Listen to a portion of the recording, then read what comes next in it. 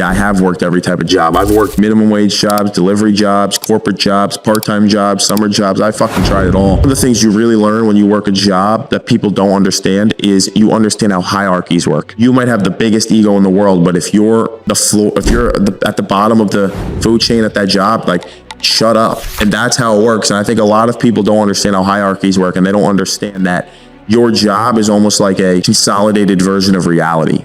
Let's say that you work a job and you're just a regular, you're just a regular worker. You might have departments manager, you might have regional manager, you might have a store manager, and then you might have executives, then you might have like whatever's on top of that. And you're able to realize, okay, person on top of me makes a little bit more than me. He has this much responsibility and this much power. That person has a guy that he reports to, kind of manages all of this, and he makes this much, and he's the one who makes the decisions on A, B, and C. And you're able to start to understand how the landscape works of hierarchies. Who do I go to if there's a situation with this?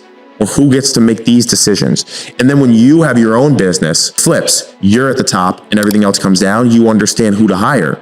You understand, like, okay, I need a guy who's going to be able to manage this. His job is going to be to report here and report this to me, and he's going to get these 3 people under him. And you know that because you started on the other side of it, ground up. But a lot of people just work their job entry level, completely mundane, fucking out of it, don't look around, don't understand how to get the game from it, and they just sit there completely neutralized.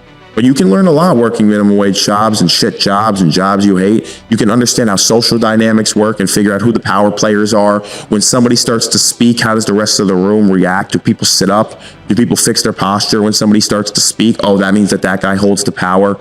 Who walks in and out of the door first if there's a group of people walking towards a door? Do people get out of the way for another person? Like, these are all little like micro social things that go on that you can very easily observe and gain an understanding for how your dynamic works.